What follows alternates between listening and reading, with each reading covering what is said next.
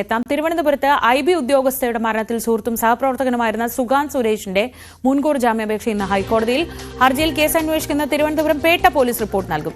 സുഗാന്തിനെ കഴിഞ്ഞ ദിവസം ജോലിയിൽ നിന്ന് പിരിച്ചുവിട്ടിരുന്നു. VV വിനോദ് വിവരങ്ങളുമായി.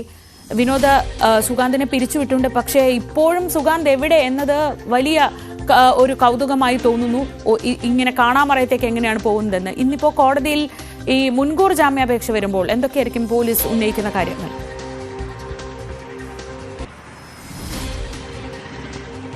ശ്രീജ, കഴിഞ്ഞ ദിവസമാണ് ഇന്റലിജൻസ് ബ്യൂറോയിൽ നിന്ന് സുഗാന്തിനെ പിരിച്ചുവിട്ടുകൊണ്ടുള്ള നടപടി ഉണ്ടായത്. പ്രൊബേഷൻ പീരീഡ് ആയതുകൊണ്ട് തന്നെ മറ്റ് നിയമ നടപടികളോ വലിയ സാങ്കേതികത്വങ്ങളോ ഇല്ല. പോലീസ് റിപ്പോർട്ടിന്റെ അടിസ്ഥാനത്തിലായിരുന്നു IBയുടെ നടപടി. ലൈംഗിക ചൂഷണം, അതോടൊപ്പം തന്നെ സാമ്പത്തിക ചൂഷണം, ഇക്കാര്യങ്ങൾ വ്യക്തമാക്കി നേരത്തെ FIR രജിസ്റ്റർ ചെയ്തിരുന്നു. ഇതേ കാര്യം തന്നെയാണ് കോടതിയെയും IBയെയും പോലീസ് അറിയിച്ചത്. തിരുവനന്തപുരം പേട്ട പോലീസാണ് ഈ കേസിൽ അന്വേഷണം നടത്തുന്നത്. റിപ്പോർട്ടിന്റെ അടിസ്ഥാനത്തിലാണ് സുഗാന്ത് സുരേഷിനെ പിരിച്ചുവിട്ടുകൊണ്ടുള്ള നടപടി ഉണ്ടായത്. പക്ഷേ സുഗാന്ത് ഇപ്പോഴും എവിടെ എന്നത് സംബന്ധിച്ച് പോലീസിന് യാതൊരു വ്യക്തതയുമില്ല. കഴിഞ്ഞ 24-നാണ് പെൺകുട്ടിയുടെ ആത്മഹത്യ ഉണ്ടായത്. തുടർച്ചയായി ലൈംഗിക പീഡനത്തിന് ഇരയാക്കുകയും പിന്നീട് സാമ്പത്തികമായി ചൂഷണം ചെയ്യുകയുമായിരുന്നു.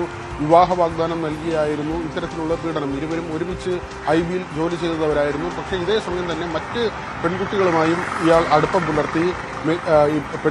ഈ മരിച്ച പെൺകുട്ടിയെ ഒഴിവാക്കുന്നതിന് വേണ്ടിയുള്ള നീക്കം പിന്നീട് ഉണ്ടാവുകയും തുടർച്ചയായി ഫോൺ ചെയ്തിട്ടും ഇതിൽ നിന്ന് പിന്മാറാതെ പെൺകുട്ടിയുടെ വീട്ടുകാരോട് പോലും വിളിച്ച് ഇതിൽ നിന്ന് പെൺകുട്ടി ഒഴിവാകണം എന്ന ഒരു കാര്യമാണ് സുഗാന്ത് പറഞ്ഞത്.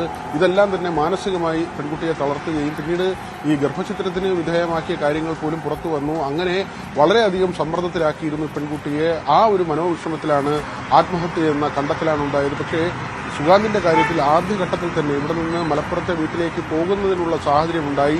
അവിടെ നിന്ന് കുടുംബസമേതം ഒളിവിൽ പോവുകയും ചെയ്തു. ഒരുപക്ഷെ പോലീസ് ആദ്യഘട്ടത്തിൽ കുറച്ചുകൂടി ഉണർന്നു പ്രവർത്തിച്ചിരുന്നെങ്കിൽ ഇത്തരത്തിലുള്ളൊരു നടപടി ഒഴിവാകുമായിരുന്നു എന്ന തരത്തിലുള്ള ചില കാര്യങ്ങൾ വന്നു. പക്ഷേ പോലീസ് അന്വേഷണത്തിൽ പിന്നീട് കുടുംബം തൃപ്തി അറിയിക്കുന്ന ഒരു സാഹചര്യമുണ്ടായി. വളരെ പെട്ടെന്ന് തന്നെ മറ്റ് രേഖകൾ ഉൾപ്പെടെയുള്ള കാര്യങ്ങൾ പരിശോധിക്കുകയും ആശുപത്രി രേഖകൾ ശേഖരിക്കുകയും ചെയ്തു. ഗർഭചിത്രത്തിന് വ്യാജരേഖകൾ തയ്യാറാക്കിയതുൾപ്പെടെയുള്ള കാര്യങ്ങൾ അന്വേഷണത്തിൽ കണ്ടെത്തുകയും ചെയ്തിരുന്നു. ഈ നിലയ്ക്കുള്ള അന്വേഷണമാണ് പുരോഗമിക്കുന്നത്. പക്ഷേ സുഗാന്ത് എവിടെ എന്നത് സംബന്ധിച്ച് ഇപ്പോഴും വ്യക്തതയില്ല. രണ്ടാം തവണയാണ് മുൻകൂർ ജാമ്യത്തിനായി ഹൈക്കോടതിയെ സമീപിക്കുന്നത്. വിനോദാണ് വിവരങ്ങൾ നൽകിയത്. തിരുവനന്തപുരത്ത് നിന്ന് ഇന്ന് സുഗാന്തിന്റെ ജാമ്യാപേക്ഷ വീണ്ടും കോടതിക്ക് മുന്നിൽ എത്തുകയാണ്. ഇനി ഇന്നത്തെ